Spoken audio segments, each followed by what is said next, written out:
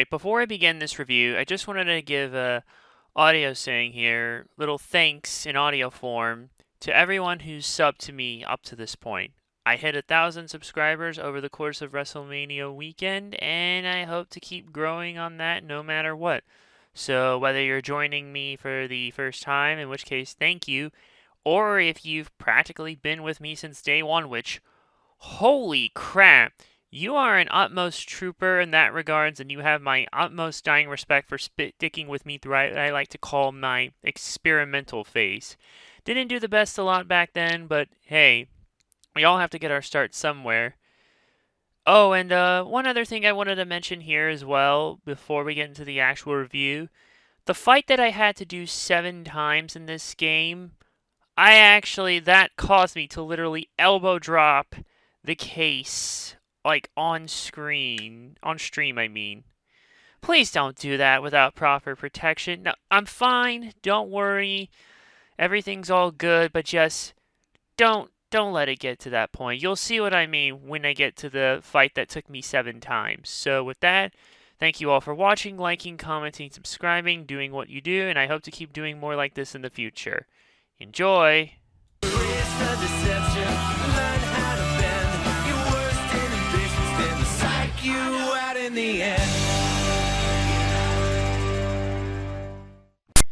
In spite of WWE Day of Reckoning's flaws, the game was a success, though according to VG charts, it sold slightly less than WrestleMania X8, but more than XIX. Still, it was enough to make Player's Choice a line that despite ensuring the best-selling GameCube games would be more affordable, some of these games still fetch stupid prices. The GameCube market, am I right? Still, the game sold well, and that ensured a sequel would be made, especially since many people agreed that Yuke's not only finally got it right on the GameCube, but they also had something different from the PS2 WWE games. THQ announced the sequel at an LA press conference on April 1st, 2005, 2 days before WrestleMania 21. Day of Reckoning 2 was announced to be a direct follow-up to the first game. The story would take and follow some unique turns. Graphics, especially on player models, animations, facial animations, the crowd, and more would be improved. On top of that, there would be a couple gameplay changes that would take the game in a slightly more realistic direction.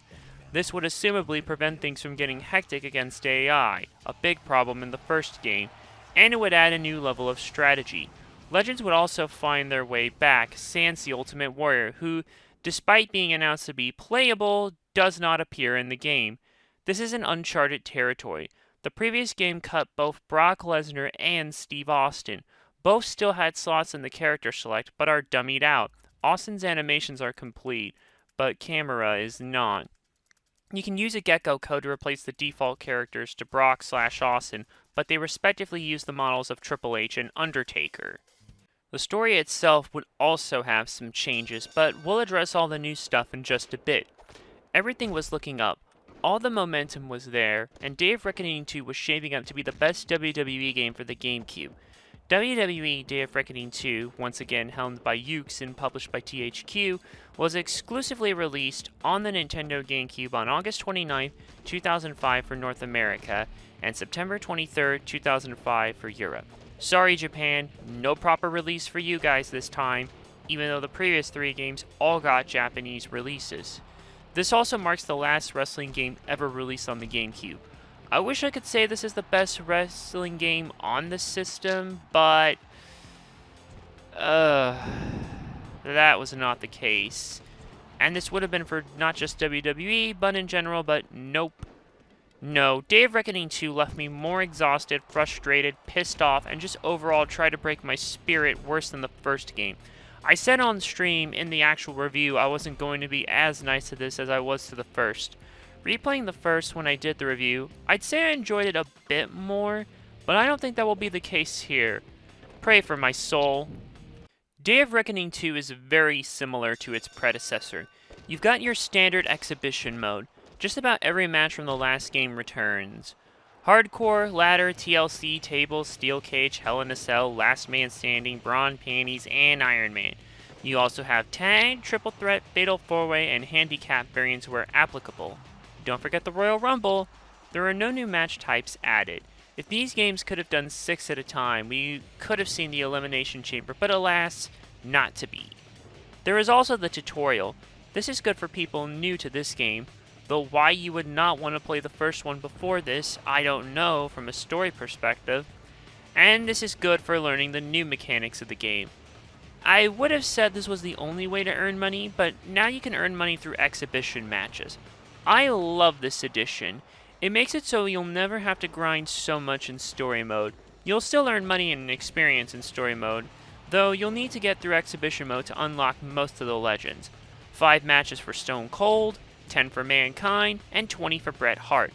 By the way, you can't just rematch from the same screen after completing a match. You have to win a match, quit out, then go back in and repeat for it to count. I don't get it. Still, the legends help flesh out the roster. The only noteworthy cut stars are Maven, entrance motion and model are on the disc, and Luther Reigns, no model present. Just about everyone you would expect from this era is here. This is also one of 2 WWE games to feature the infamous Muhammad Hassan, the other being SmackDown vs. Raw 2006. The actual wrestling gameplay itself hasn't really changed much from the previous game, so if you've spent a decent amount of time with the first game, you will pick this up immediately. Even if you didn't, it's still easy to pick up and play, but tough to master. As such, I won't recap the gameplay since it's basically just evolved from the last games, and I'd just be retreading old ground. We do have some new ground and several new mechanics. The big one is the stamina system. In an effort to try and keep things from getting out of hand, the game adds a stamina system. Depending on how big or small the strike/grapple you attempt is, it will affect the amount of stamina used. If someone is bleeding, this can also affect stamina recovery. Repeated bigger moves will drain stamina faster, in addition to striking with weapons repeatedly. Remember this for later. If your stamina go down completely, you will have to take a moment before you recover. Even if you recover just enough to barely move, you won't be able to do much. If you want to recover stamina faster, there is a way to do that, and it ties into the other new mechanic, the submission system. Previous games in this line would just have you lock in the submission, then mash the button to make the opponent tap. Vice versa for those on the receiving end. Here, when you go to lock in any submission, finisher or normal, you will get 4 options to select from. The direction you push the C stick in will determine what kind of submission you perform. Up for normal submission, left for taunt, which slows momentum gain for your opponent, down for rest hold, which will help you gain stamina back, and right for drain, which drains your opponent's stamina. If you match with your opponent, they can break the submission and vice versa. Don't match and the submission is locked in. It's that simple. These new mechanics combine well with the mechanics from the previous game, like the momentum shift, which returns, and thus the controls, which are pretty much the same as they were in the previous game. Well, they're still pretty good. They don't distract you from the main stuff at hand, and it still works well. Though it does feel a bit slower than the previous game due to the new mechanics, but some matches in story mode still act like it's the first game. More on that when we get to them. One small change with the countering system is that you can hold the L/R triggers to brace yourself against grapples/striking attacks. This will use stamina. It's easy to pull off, but I never found myself using it that much. My opponents love to use it like Hulk Hogan. Hell, the actual Hogan himself can do that in this game, but more on that at the end. It'll be quicker though. Beyond that, the controls are damn good, and it's good to see that for returning and newer players. That's not the only thing that's on point though. Graphics are especially on point. Wrestler models look amazing, even better than the last games thanks to even more polygons pumped in. These models are the most detailed they've ever been on the GameCube, and they look just like they do in real life, even more so. Like details on the muscles, clothing, accessories, hair, all of it looks awesome. Special shout out for the improved faces, both in how they looked and the facial animations. This helps with the expressions and the like. It's like they harnessed the power of the old man PS2 tech demo when it's showing off his face, but they got what it wanted to do in an actual game. Given the GameCube's power over the PS2 sans the mini-disc, this was probably more possible than realized. Move animations are also fine as well. Check out Booker T's entrance. It looks more like how you would see it on TV. Little details like him talking to himself just keep giving it the edge. Same goes for other stars and their entrances. They don't just all have that Triple H mean stare on them. Crowd models are also a step up over the last game. I think we need to realize that they were never going to be the best looking part of the game, and that's okay since they aren't the focus, but they get the job done. Arenas look amazing, less jagged edges, details on objects and all the like. Weapons look good and detailed, announcer tables look fine, and there's even a section for commentator cutouts as a touch. The blood also looks more like you would expect, and it can even stay on the mat when it stains. The presentation also underwent some changes. The UI for the matches underwent a small facelift. Now the specials are represented by the silhouette in the in-game logo. As you build momentum, the silhouette is filled by yellow. When it's maxed, the arms go up. The UI is still effective as telling you damage to the body, stamina, etc. The camera also can be changed at times depending on the match. It would mirror how you would see matches on TV instead of pointing towards the entrance ramp. This was actually carried over from SmackDown vs. Raw, the original, where that change was first implemented. All in all, it's one of the best looking GameCube games ever, not just for wrestling, but in general, no exaggeration. The sound is also excellent to boot. Ring mat slam sounds for every type of slam sound like they should, weapon hits sound like they should, and they sound equally painful, both for the characters and us watching. All other appropriate sounds like ring bells, countdowns for the rumble and the like, the crowd sounds, they all sound as you would expect, though the chants don't always sync up proper to either who's in the ring or who's winning. Or maybe they just are hard to understand, I don't know. Regardless, the sound design is on point, and it does feel like an actual event. Most of the music here tends to lean more towards the non-licensed stuff seen in the original SmackDown games. There are 2 licensed songs by A Dark Halo, and they're pretty good though, especially the title theme. Once again, there is no voice acting, sans the ref counting, because of the disc size limitations, but it is what it is. In terms of replayability, there's quite a bit to unlock in the shop zone. Entrance templates, create a wrestler parts, taunts and move templates, snapshot expressions for create a wrestler portraits, weapons, and arenas. Though the only arenas to unlock via the shop zone are Judgment Day, Bad Blood, Great American Bash, and Taboo Tuesday. Every other arena will be unlocked in story mode when you get to that particular week, where the story happens at that particular event. Story is also how you unlock the other legends not mentioned. I will get to all of it when I get to all of it. So everything sounds like it's building up well, right? Well, then the story mode happened. Again. You thought the first game whipped you into shape bad? As someone who played through Day of Reckoning 1 twice, once on stream and once for the review, this made me wish I was playing Day of Reckoning 1 again. So with that, be like Jon Stewart, Michael Jackson, Biggie, or insert gif of X person eating popcorn here, because by God, I'm gonna tear this sucker a new one. But we have to get back into the story like we did in the first. So, create a wrestler time. The CAW mode has actually been more expanded from the first game's CAW mode. There are now more options to adjust certain parts of the face and body that you couldn't adjust before. All in all, it's definitely the best CAW mode in a WWE GameCube wrestling game. However, this does come with a catch.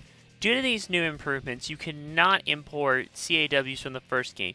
I can see why to a degree, since some movesets from the first game aren't in the second game, and the models are slightly built differently. But to not even have cross-save bonuses like other games from this era is shocking. It would at least expedite the process. Not to mention, finding CAW models online for these games is easier said than done. As a result, my Mick Foley model looked more like Bray Wyatt and Jack Perry did the Fusion dance, with Cactus Jack-esque clothes and an ECW shirt since that logo can be bought. The Create an Entrance tool is also more detailed than the last game. Background music, movement animations, these CAW modes are easy to get lost in for hours. Since I used Steve Austin for the emulated playthrough review footage in the last game, I'm going to do the same here for continuity, even though he's already playable in the base game. But what can you do? Foley to a lesser degree, since only one of his faces are playable here in Mankind.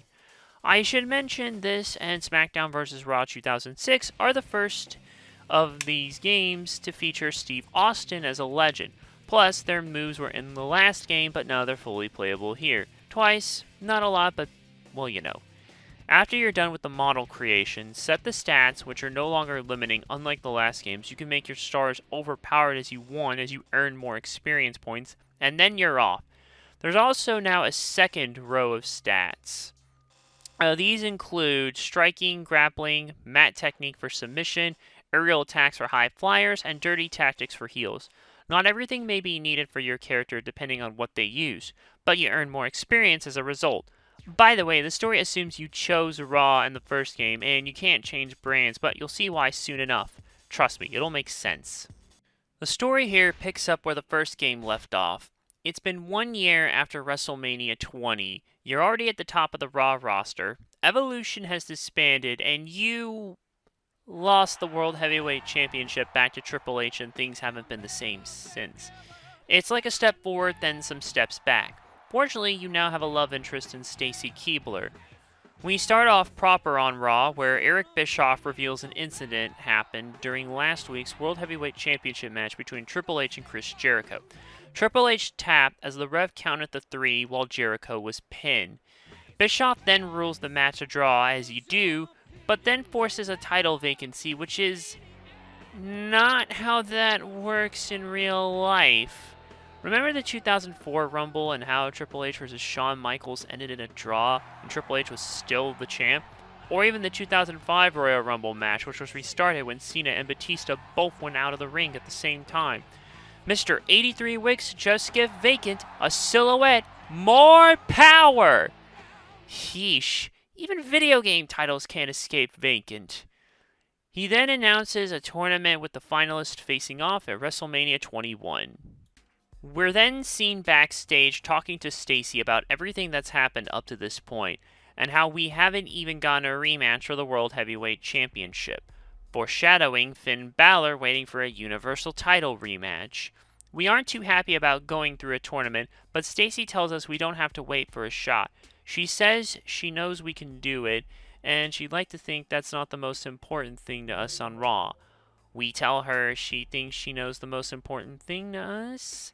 Then, well, Stacy, your character, a kiss.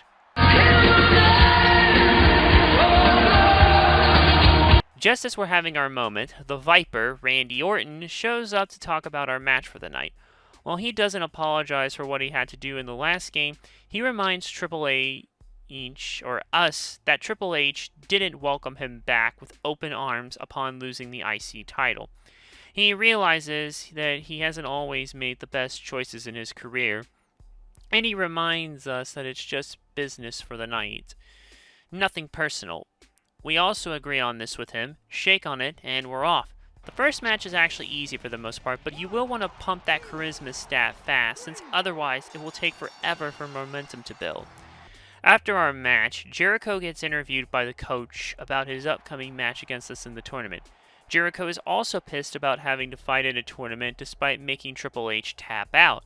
Coach himself says Jericho is no stranger to coming in second to Triple H, and Jericho claps back. We have our match against Jericho, and it goes just like it did against Randy. So far, so good. Jericho goes off on the highlight reel about his loss, but seemingly congratulates us for our win. We tell him it's nothing personal, and that it was the luck of the draw. Jericho is insistent about giving him the first title opportunity if we win, but then Triple H and Ric Flair show up. He's pissed about this and already foresees us losing at Mania while starting our own talk show segment as a result. He thinks we're wasting our time, but we seem to note the irony since Flair and Triple H interrupted. We then offer a tag match, us and Jericho versus Triple H and Flair. Flair tries to shoot the idea down, but Triple H actually likes the idea. So a tag match. I already went into enough detail as to why tag matches against AI in these games are bad, so I don't need to repeat it here. As long as you use the strategy of treating it like it's a handicap match, except when you need to get the pin or submission, you'll be fine. After the match, Flair tries to take us out with a steel chair, but Jericho saves us. With that, it's finally WrestleMania 21. Before our match, Triple H comes in to chew us out for Jericho stepping in. We get into an argument, especially since the chair shot cost Flair his Mania appearance. But before things blow up, Stacy comes in and tells us Bischoff has been looking for us. He's also beyond pissed off. We go to his office and we finally have the genesis of this story. The World Heavyweight Championship has been stolen. Nobody knows who stole it, and the World Heavyweight Championship match gets canceled as a result. WrestleMania gets ruined. Well, it has been ruined before in real life. See Wrestling with Regrets' worst Mania main events ever, or Mania 39 Night 2 ending. Both of us want the show to go on, but that's not going to happen, as Bischoff is also worried about his own ass. Whoever stole the belt just made the biggest mistake of their life. For the Raw after Mania, Bischoff gets all the blame for ruining Mania. Never mind the thief. Vince swears up a storm and threatens to fire Bischoff if he doesn't get the title back. The locker room is also pissed for the title getting stolen. Immediately, the blame is shifted to us. We defend ourselves. Triple H says some words about us. Triple H thinks we should just have a whole new belt created, implying there aren't backups, which again is not how that works for the most part. Mr. McMahon wasn't receptive to the idea. The talking goes back to us, and the accusations are slung. And then Muhammad Hassan shows up and does what he does best. Make it all about himself. After we get back at him for the interruption, this is not getting any of us anywhere, so Bischoff decides in 3 weeks, us and Triple H will face off in a steel cage, possibly for the World Heavyweight Championship, if found. Triple H faces Jericho, and we face Hassan. This match is simple enough. The following week, Triple H comes out and cuts a promo proclaiming his innocence. He also puts the blame on us and asks for us to bring it back, even though we don't have it and we have an alibi. Stacy comes out to back up this alibi, saying we were with her the entire time. Then Edge comes out and he really makes it about himself. How every time he's close to winning the bout, something strange happened, and Triple H is there 9 out of 10 times. He assumes Triple H stole it, so Triple H wouldn't have to face Edge post-Mania. He's more likely to believe Stacy instead. Though he throws in an insult in her taste in men, and she's none too happy. Edge tries to get her out, but we come out. You never insult the lady. We challenge Edge to a match, and we get a hardcore match. You can use weapons here, but you really don't have to for these matches. The old-fashioned way works, especially early on. Just kick his butt. He said the B word! Week 7, for those of you keeping track at home, has Orton and Jericho show up to offer a hand. It's us versus Triple H with Flair in his corner, or so we think. You see, Triple H will stop at nothing to destroy us physically and psychologically. So a tag match ends up happening and we have a choice of 2 partners. This is one big change in the story mode here from the first game. Some weeks will give you 2, maybe 3 choices that can affect the matches. We'll address these changes as we get to them. Here, it's just a choice of do you want Jericho or Orton as your tag partner. Regardless, the strategy is the same. Do most of the legwork and only have your partner help out breaking up opposing pinfalls and stop the non-legal man from interfering. This one can drag on though since Triple H and Flair, you know. Week 8 finds us at Backlash. Edge tries to flirt with Stacy, but she's not interested. Edge still tries to put the blame on us, and he does it behind our back no less. We walk in, he walks out. We get a bit worked up, but Stacy helps calm us down as we go out for our steel cage match against Triple H. We must escape to win, and we can now mash A instead of rotating the left analog stick to climb out the cage. Though you actually have to hold Y to climb, which doesn't always work, but I digress. Week 8 sees us cutting a promo about our victory. Triple H got hurt in the match and is going to be out for several months. Since there's no World Heavyweight Championship, we ask for an IC title shot. Out comes Shelton Benjamin, who isn't too happy with us asking for a shot since he's the #1 contender for the IC title.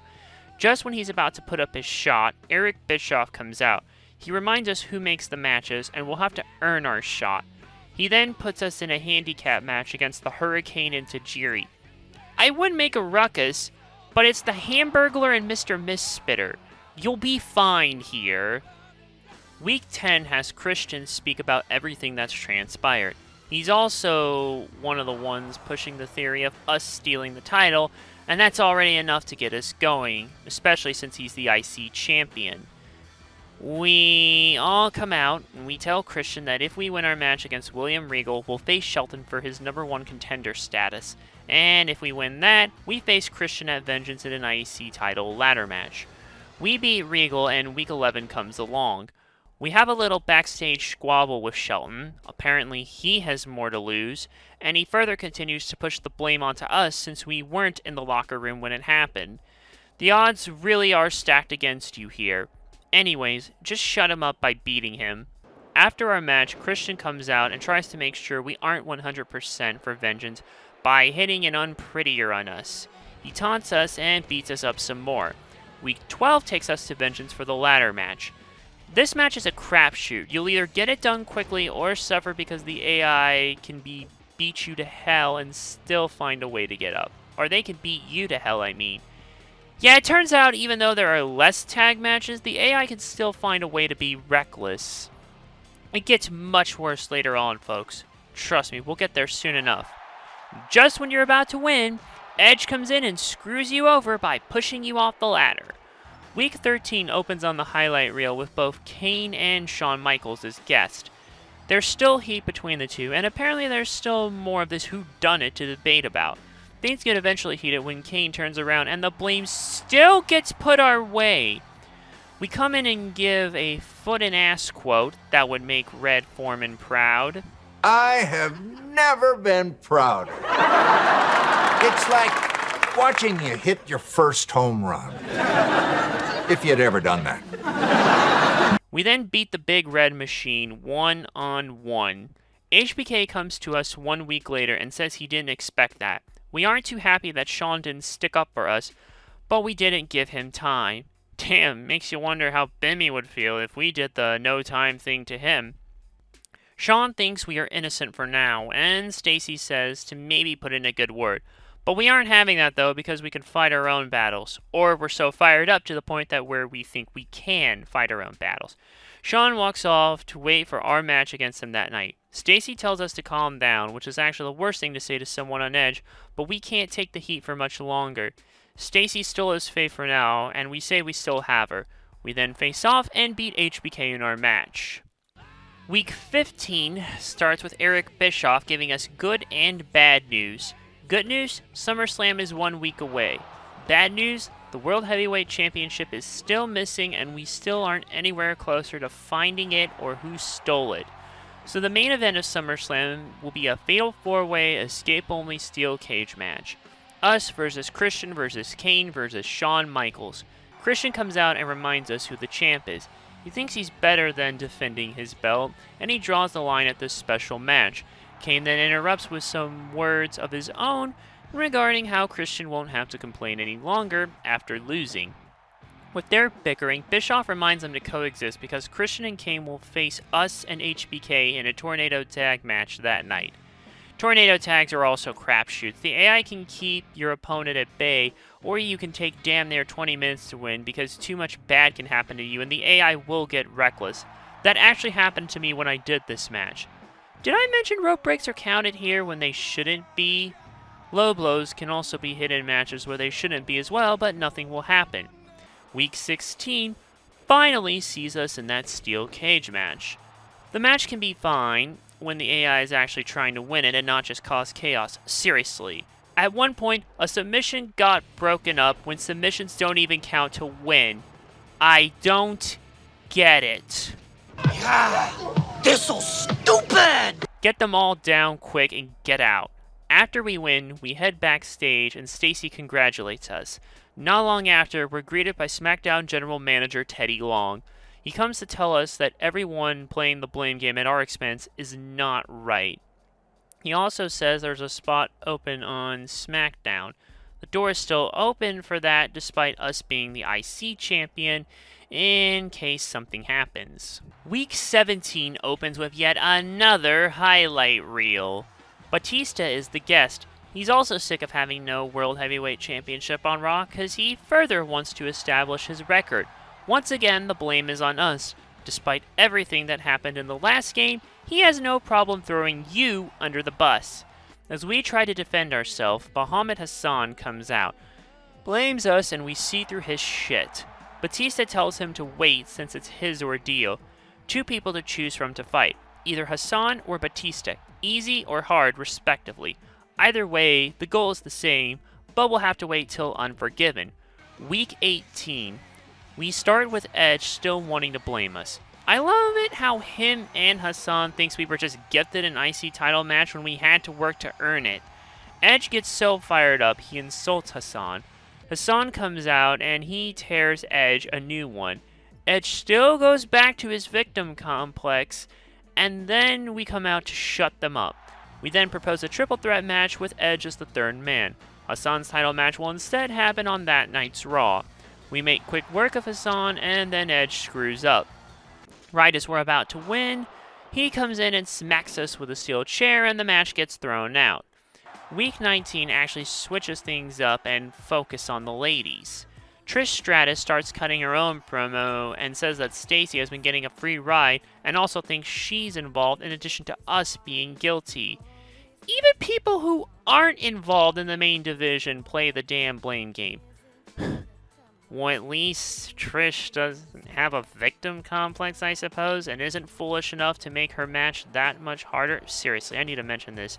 Edge screws you out, basically, just to try and make the match easier, but it actually makes it harder. Seriously. Because, again, it would just be a 1v1 instead of a triple threat. Whatever. And so, after some not-so-nice dialogue that makes you go, I don't even know if that's PG. Stacy has finally had enough and confronts Trish. With even more dialogue that makes you thankful for the women's evolution, the deal is laid out. If Stacy beats Trish, she'll get a women's championship match at Unforgiven. Oh, and to make the match spicier, they make it a bra and panties match. Oh wait, mistranslated it to panty. Seriously, it's one thing for other things, but in the in-game dialogue, ugh.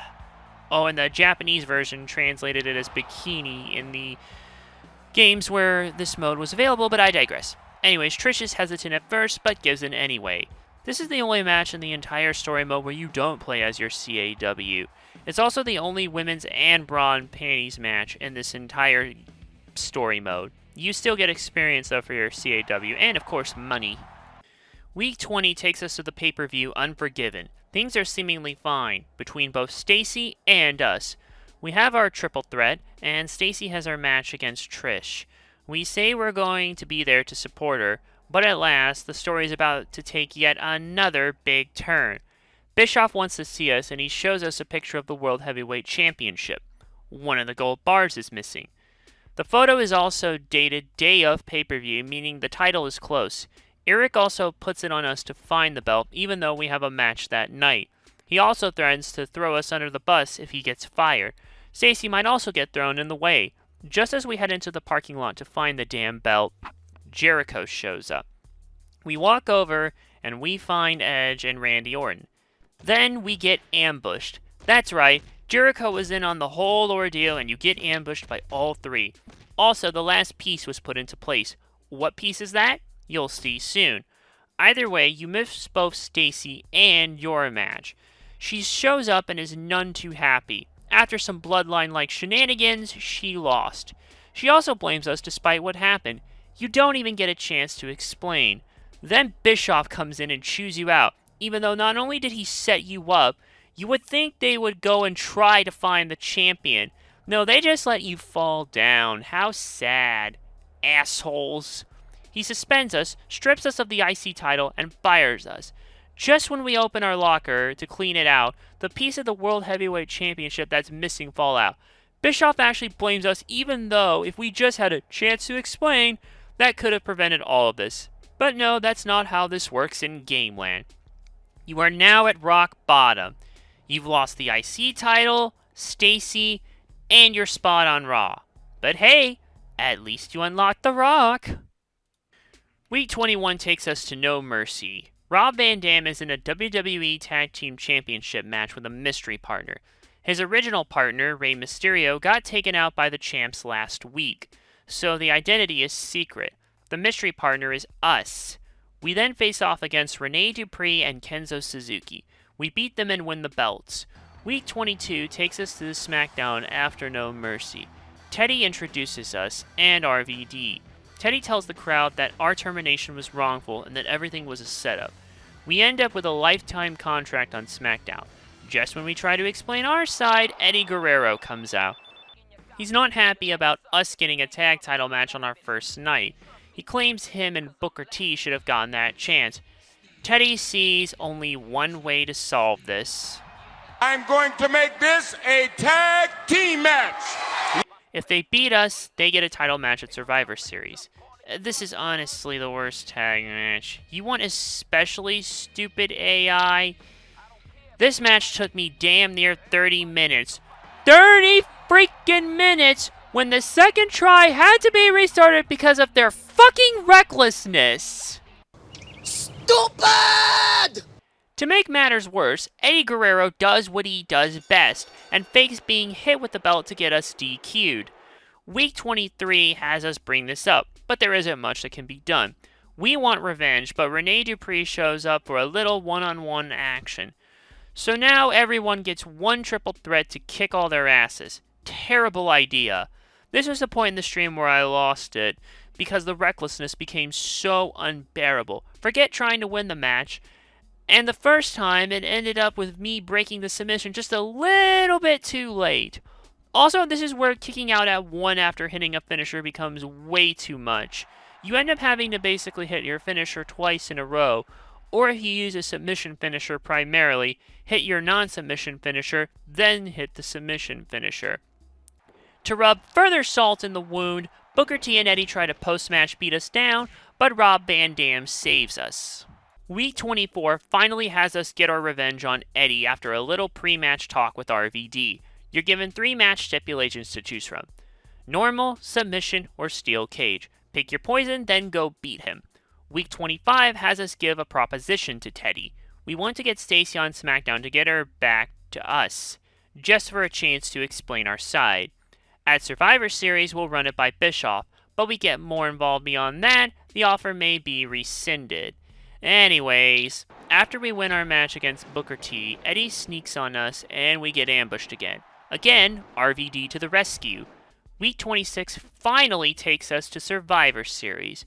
We run our offer by Eric and he reminds us of the trouble we've been caught up in. Even though I'm not the one who did it. He rejects the offer. Teddy explains our side and gives us an offer. We get Stacy's contract if a Raw superstar of Eric's choice gets a WWE Championship match. If that star wins, they bring the WWE title to Raw. We want to take the risk, but Teddy won't let us.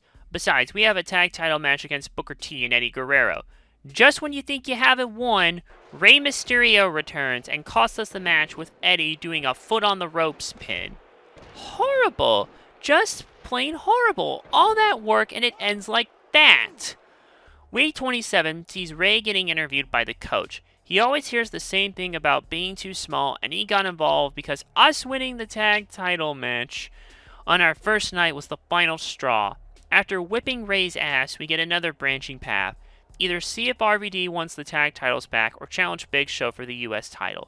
I don't want more tag matches, so I'll go with the latter. Besides, we get fresher opponents this way. Week 28 has us cut a promo, putting our name in the US title picture. As we do, RVD comes out. He's not too happy about our decision, and he wants us to throw his hat into the ring. Now we have to fight RVD. More stupid AI cheap shit, even though you have better stats, including one of his finishers, since he has to be on the top rope for the 5-star frog splash. His in-ring finisher is basically, well, it's like that flipping sort of pinning in a weird way. I don't even like it, and yeah, it's not good. It took me 3 times to win, and this isn't even the worst example. Just you wait, my friends. Week 29 finally gets us to where we should have been last week. We call out Big Show, and he answers us. He basically tells us we have to earn it. Where do we start? With a Heidenreich ambush. Yeah, remember Heidenreich, the guy who violated Michael Cole on national television? Yeah, he's here. Beat him in a no DQ match. Week 30 has us confront Sho after we beat his lackey. He still wants to put us through the ringer. Our two opponents for the night ambush us, Heidenreich and Orlando Jordan. It's a handicap table match. I actually found this one not as difficult as I thought it would be. Seriously, I actually managed to get onto the table, and I managed to get the opponent through the table before the AI partner responds, because sometimes they can take a bit here. Although sometimes tables can get wrecked by accident, even when they shouldn't be, but what are you gonna do about that, I suppose? In any case, after our match, Sho chokeslams us through a table for our troubles. Week 31 has RVD still wanting a piece of the action. Sho and Heidenreich show up to shut this down. RVD then gets ambushed by Orlando Jordan. Heidenreich joins in. We then have a plain singles match with Orlando Jordan. Week 32 has RVD confront us over not helping him in the ambush against Jordan and Heidenreich. Because we didn't, RVD talked to Teddy, and now we have a number 1 contenders hardcore match against RVD. Oh, and by the way, I'm pretty sure this is one of the instances here where, basically after a momentum shift, I lost to, as BC Amplified describes it, the awe-inspiring, ultra-devastating Fruit Roll-Up. Seriously, it's cheap in the games just like it's cheap in real life. And just when you think you've won, by the way, Jordan and Heidenreich attack you both, and the match gets thrown out by their rule. That's right, the wrestlers say to throw the match out, despite not being officials, in a hardcore match where anything goes.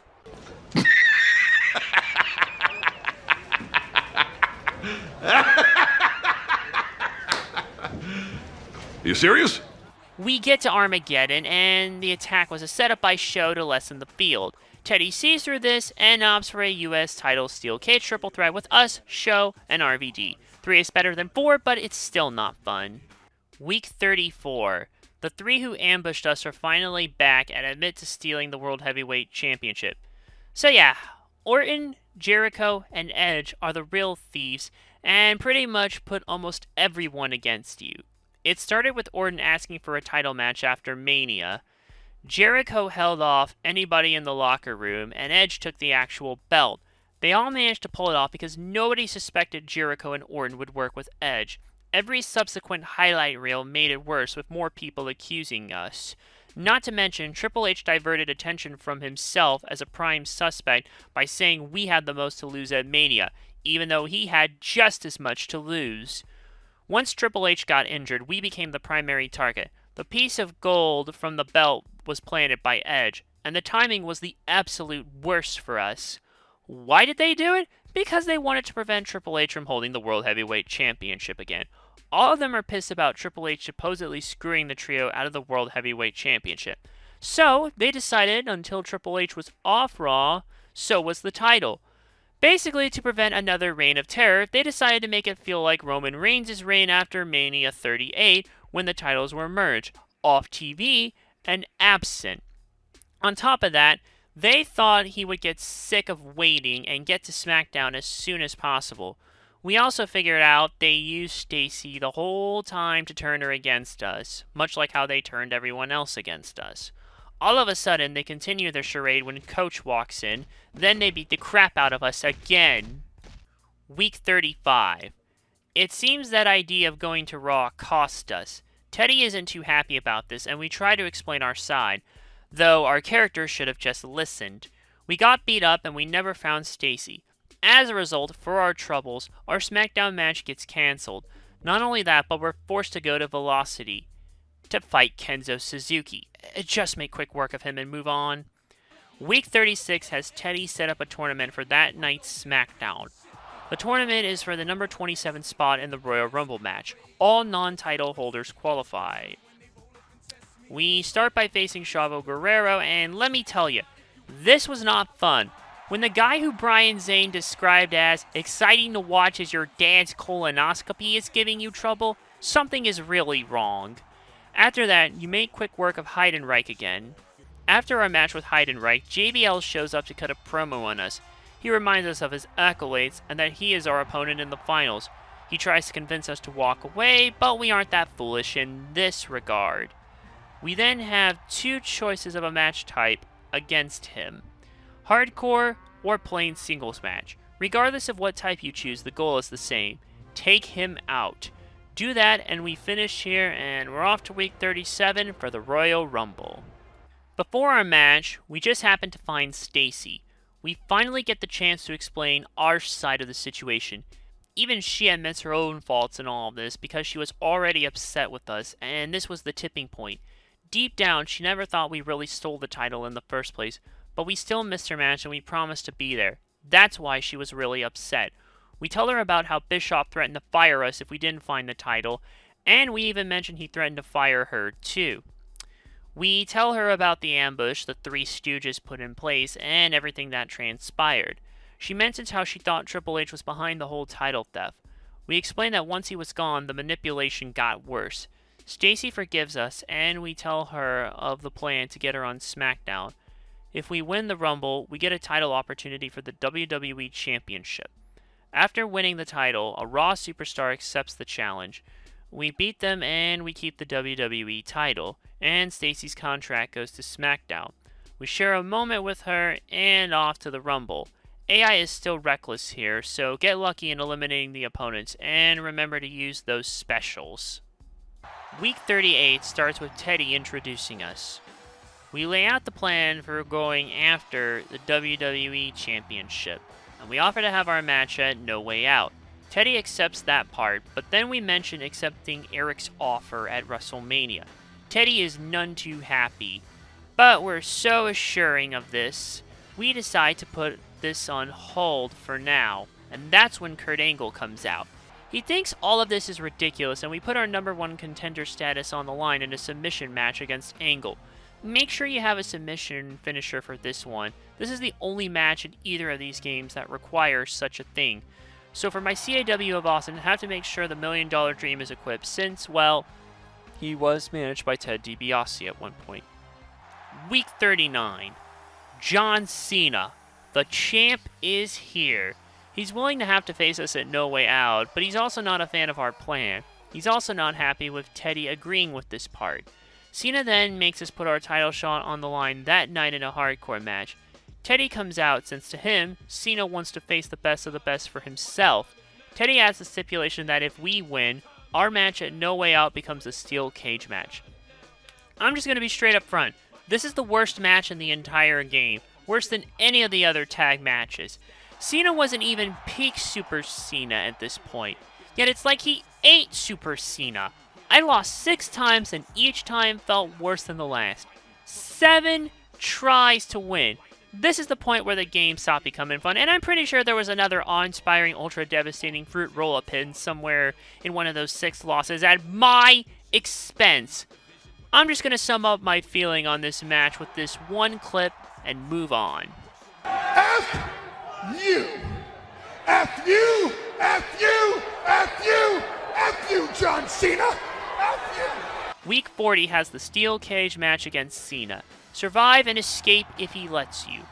After our match, we call out Bischoff, and who answers our challenge? The Game. Triple H. He's finally back. Triple H then runs down his side of how things happened in the first game. He also tries to tear us down, and he also cuts us off. He does admit that we did beat him that day at Mania 20, but maybe it was luck. We then eventually get full circle after everything that's happened in this game. We then propose a last man standing match with the best of both brands, us and Triple H. He agrees. Week 41 has us vacate the US title after winning the WWE title. Teddy then tells us to reconsider this match, but we remind him when he signed us, he gave us the right to make any single match we wanted after winning a title. This is what we want, even if he doesn't agree. We say we have to do this, but this match won't happen if we don't make it to Mania. Especially since it's also SmackDown's top title at risk, Teddy has no choice but to use one of his most famous lines. Tonight, you will go one-on-one with The Undertaker! In a Hell in a Cell match, no less. Only took 2 tries here.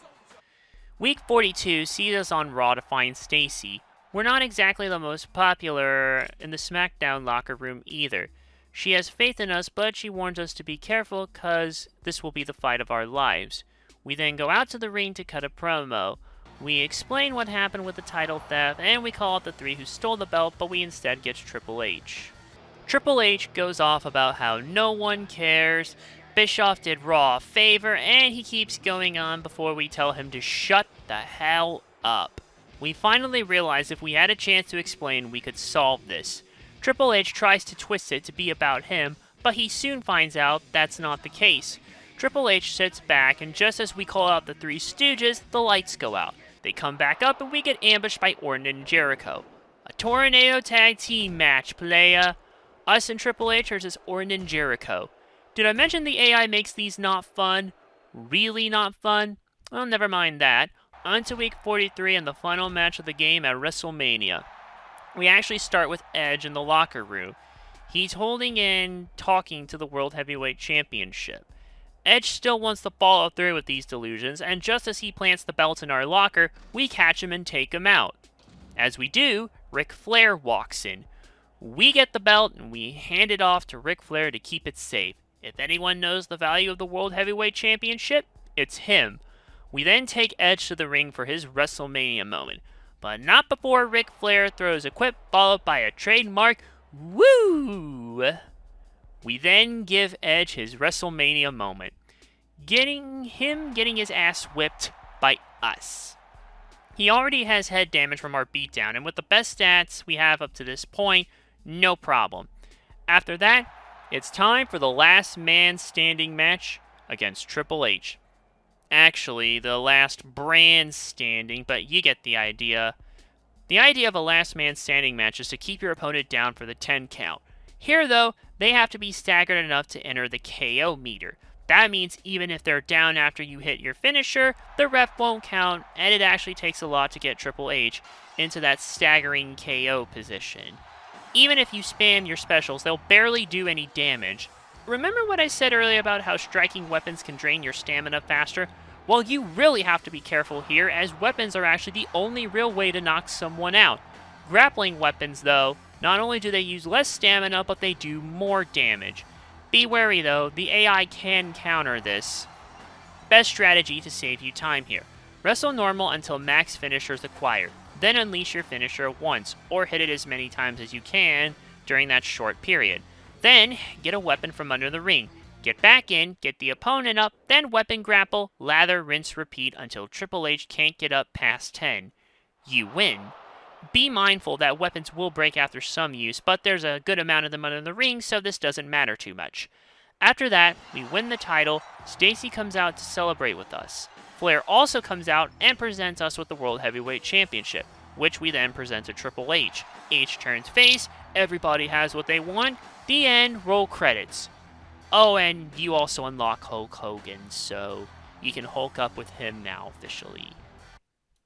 WWE Day of Reckoning 2 does fix some issues from the first game. It also gives you branching paths in story mode that can change some things compared to the first.